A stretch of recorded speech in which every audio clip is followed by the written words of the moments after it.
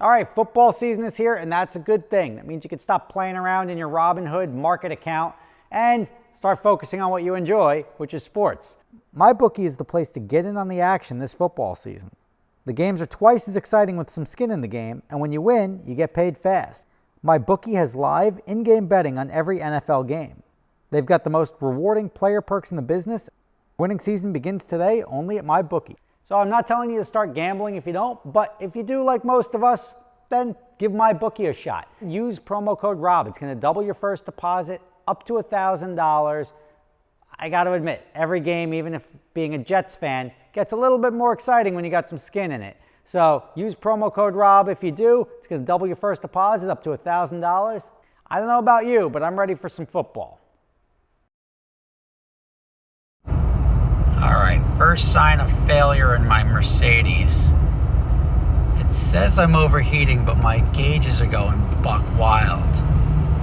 So unless I lost my fan belt, in which case I'd start smoking pretty quickly. This all happened very suddenly.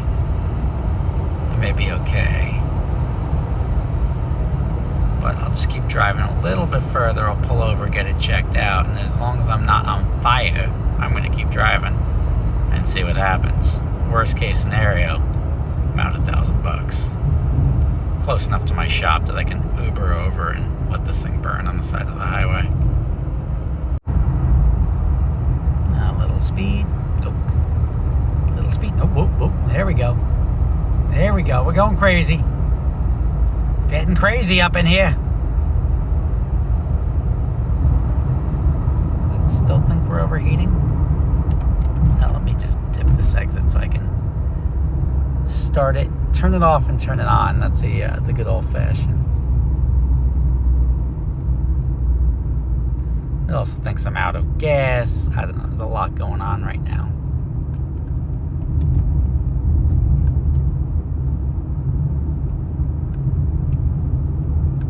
I don't want to take my eyes off the road, but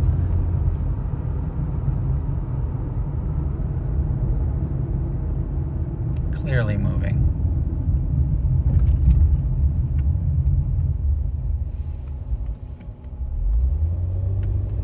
Oh, interesting.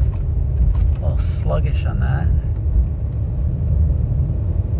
Alright, I think I'm gonna go get something more reliable like my Ferrari. Turn car off. Failure, failure, failure. Alright. I don't know if this is a repair that's going to make me get rid of the car. But as I said, I'm not spending anything that looks like real money on this thing.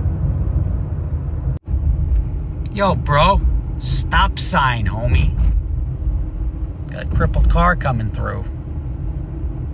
Just my $1,000 car doing $1,000 car things right now. Been waiting for this for 4 years.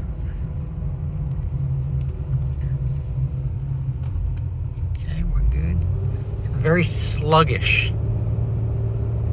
I'm curious if I threw a belt. If I did, it would make sense that it's overheating if I threw a belt, but let's get back to my shop because I'm close enough to limp it back. What's good about shit cars, I don't have to worry about it. I just pull over, see what happens, and then take it from there. Thing burns, it burns. Okay, fans are on. Car not happy. Just turn it off.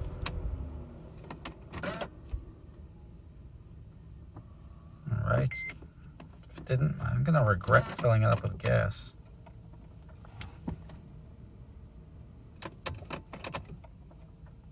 Oh, you don't even start, huh? It's in park.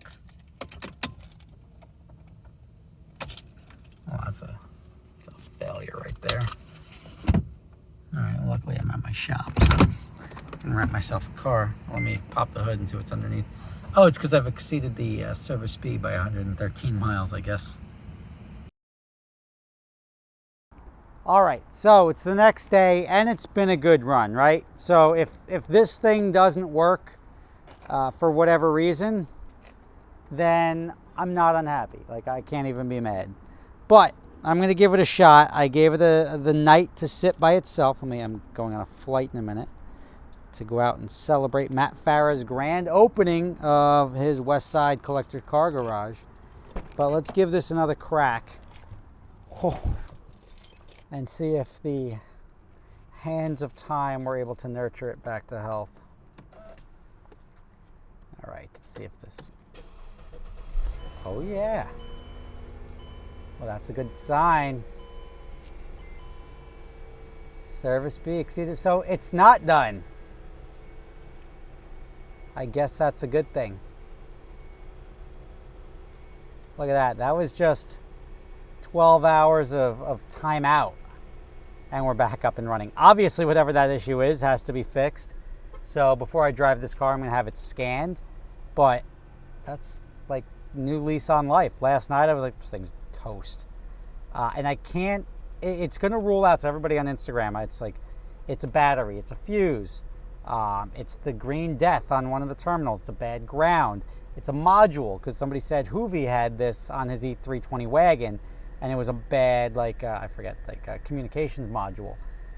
I'm going to eliminate the battery, because the battery didn't get better overnight, especially with my Star Lab in here. So I'm going to say it could be a bad ground still. It's not the alternator. Somebody said the alternator. I'm just trying to think of what else. It's just... The only thing it could possibly be is the module or a ground, because it's not the battery, not the alternator, because they don't get better with time. So the car is, I don't know, it's got a new lease on life right now. Like, we thought it was down and out, but I guess it isn't. But I'll have it scanned. We'll see what codes come up. I mean, she's had a good run, 174,704 miles currently as shown.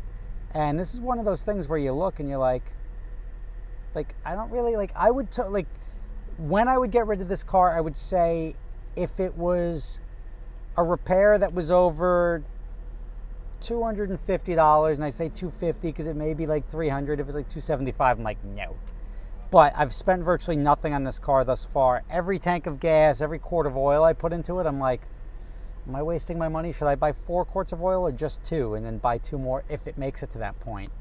And it gets even worse when it's like, ooh, do I want to fill up the tank, or am I going to waste half a tank of gas when this thing craps out? My gut was that the transmission was going to be what fails on these, but these are like Mercedes-Benz taxi cabs over in Europe. So they're good for a couple 100,000 miles. I guess we'll say it had a health scare, and we got to figure that out, because I can't be rendered like motionless if that happens again. And I'm glad I almost turned the car off after I got off the highway to turn it off and on to cycle it. That's usually what you do. And I'm glad I limped it back here, because if not, I would have had to take like an Uber to get here, and that would have been a problem. So stay tuned. I promise you 2 things. 1, I'm never going to clean this car. This is until I move into my house, this is my shuttle, my suitcase, my sidekick, my sidecar, and it has done me well so far. I guess, I mean, it was looking pretty bad. I mean, I'm glad I didn't start the video and frame it that I really wasn't expecting it to start, but it did. So there's that. I'll let you know what it ends up being, and obviously you got that. This video will post before I figure out what it is, so post in the comments what you think it is. I don't, again, no, it can't be the alternator. I'm not, because the alternator battery are out. It's got to be the bad ground or a bad module. This thing going bonkers last night was pretty wild to see, though. I'm like, ooh, interesting. And the fact that it was sluggish to drive was, I don't know why that would happen. So stay tuned, you'll see, and we'll find out. And if it's more than $250, guess who's selling a working car that you could fix? This guy. So you guys are familiar with my other company, Adventure Drives, right? Well, we're going to be going to Scotland in October. We're going to be doing Scotch distilleries, playing golf at St. Andrews if you want to do that, walking around, seeing lakes, waterfalls, driving the North Coast. It's going to be an amazing trip. Prices start as low as $2,500 per person for the shorter trip in Scotland. If you're interested in going, check out the link in the description.